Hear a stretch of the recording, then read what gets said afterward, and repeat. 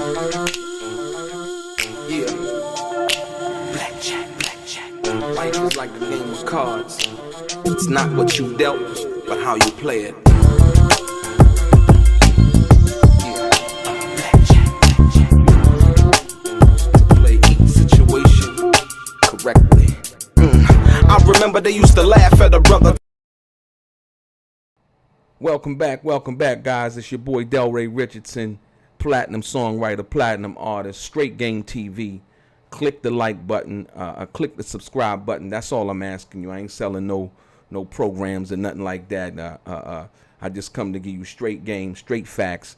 I come today in regards to my brother Tupac Shakur. I was posed a question, but the question was, well, if Tupac wasn't signed to death row, then how did Suge benefit, from Tupac being on death row? And the answer to that question is simple. When Tupac came to a masquerade, should I say, under death row and to release the records under the death row imprint, not legally being obligated to death row contractually, Tupac was a cash cow who came with a blank check. And I'm gonna show you what I'm talking about in these documents that I have, these legal documents, in reference to what was discovered by Afeni Shakur, a forensic accountant, when she filed the case against Suge Knight, Death Row, David Kenner, and so on and so forth. And this is just some of the facts that came out in the case, and it's very interesting. So when I was asked that question, a lot of people are confused, and I just come to end the confusion and the illusion and just give you the facts. So check this out. You got to understand and how this works. So look, it says, Suge Knight led a lavish lifestyle. He had at least 20 automobiles, at least 2 of them Rolls-Royce automobiles worth $250,000 each. When he traveled, Knight had a stretch limousine outside of his hotel 24 hours a day. Knight spent over $1 million buying jewelry at just one jewelry wholesaler, B&L Diamonds.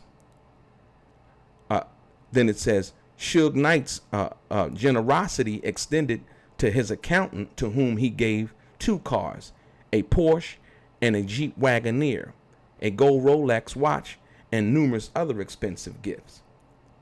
And then it says, unfortunately, as it developed later, much of Knight's generosity was funded from monies that were due to death row artists, including Tupac and Johnny Jackson, a record producer whom, among other things, produced tracks for the Gridlock soundtrack and for Tupac's album All Eyes on Me, rest in peace, Johnny J. And it said Jackson, at that particular time, had now filed a lawsuit in Superior Court in the state of California, alleging inter alia, fraud and breach of contract. Jackson alleges that he has not received any money from death row for his work, although Knight personally promised that he would receive both in advance and royalties. Dealing with the money that was supposed to go to artists, basically they are alleging that Suge was basically spending it on himself. And you're going to get the gist of what I'm saying in a minute. You're going to see how at the end somebody had to be the fall guy. You know what I mean? Because basically that's a self-dealing, and when you go back and you do accounting, Interscope and Warner Brothers going to be like, what? They're not going to be on the hook, or basically the shareholders not going to be on the hook, for this money. So somebody had to be the fall guy. You'll see what I'm talking about. Like I said, people say, well, how did Suge benefit? And this is, basically how he benefited. So check this out. In October 1995, now you got to understand that Tupac has just gotten out of jail on the 12th of October, 1995. But listen, when I tell you he was a cash cow with an open check, you're going to understand what I mean.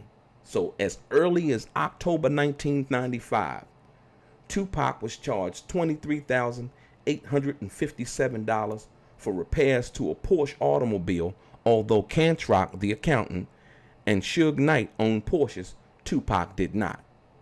That is a fact.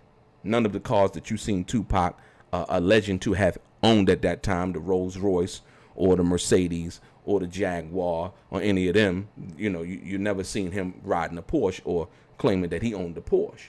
And then it goes on to say, In 1996, Tupac was charged over $28,000 for the purchase of a Chevy Suburban.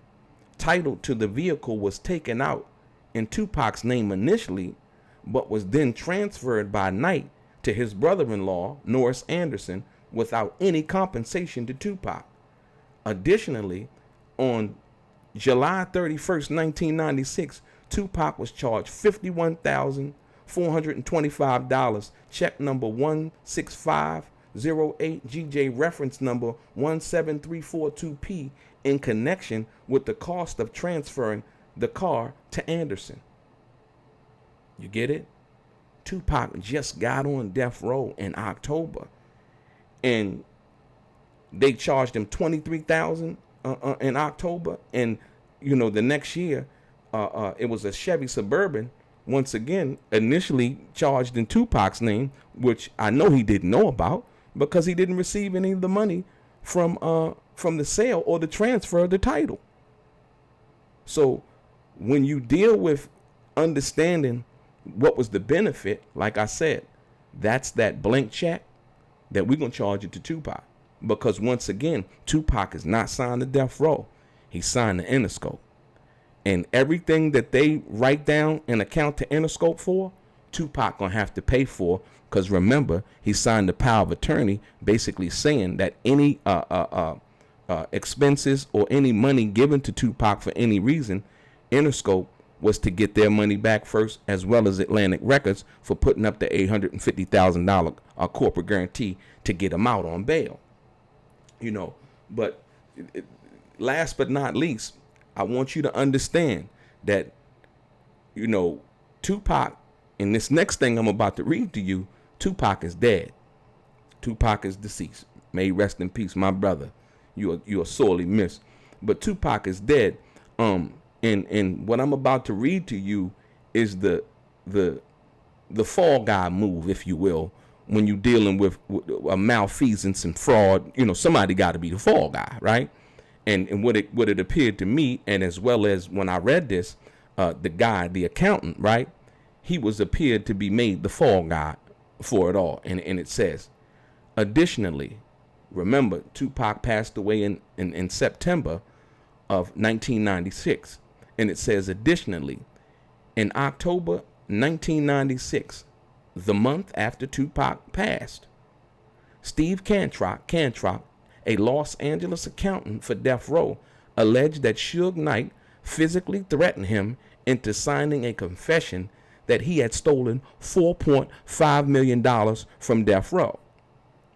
Cantrock alleged that by threat of force and physical intimidation, Suge Knight forced him to sign an IOU for the repayment of that sum. Since signing the confession, which Cantrock maintains is totally false, Cantrock has been in hiding. You see what I mean? So basically, what Suge had been doing, or Death Row had been doing, was basically interdealing and using corporate money for personal expenses, which is, basically usually it's fraud. You know what I mean? And that's what Afeni and her attorney and the people associated with her in the case and trying to settle out Tupac's royalties and all of his music and things like that. That's what they had alleged. But that's what it all boiled down to. So when people ask the question of, well, what did Suge Knight gain from Tupac coming over to death row and not actually being legally signed to death row? Like I said, Tupac was a cash cow that came with a blank check. And so basically they blamed it on the accountant and made him sign an IOU saying that, yo, you stole this money and you're going to pay it back. And Cantrock went into hiding. You know what I mean? I guess he feared for his life, or feared for, retribution or whatever. So, it's crazy, man. So, like I said, once again, when you understand all of what is real, not what has been said, not speculation, not rumor, not somebody looking at somebody else's YouTube channel and coming up with these theories about what happened and well, how come, well, how did Suge benefit and so on and so forth. But then I got to say, on the other hand, Tupac was more valuable to Suge Knight alive than he was deceased. So any rumor or any accusation as to Suge Knight having something to do with Tupac or anything like that, wanting him dead or anything like that, is totally false. Because as you can see, the expenses that they charged to Tupac when Tupac came, as early as October 1995, and Tupac hadn't even been out of jail 30 days yet, and they were charging stuff to his name. Later down the line, you come to find out when they filed this legal action in court. So like I said, once again, that's the answer to that. The who, what, why, when, and where, man. And people been asking me a lot of questions because they understand that I'm not taking sides. I don't have no favoritism or anything like that. I'm just stating the facts. You know what I mean? So like I said, your boy Delray, Straight Game TV, Straight Game.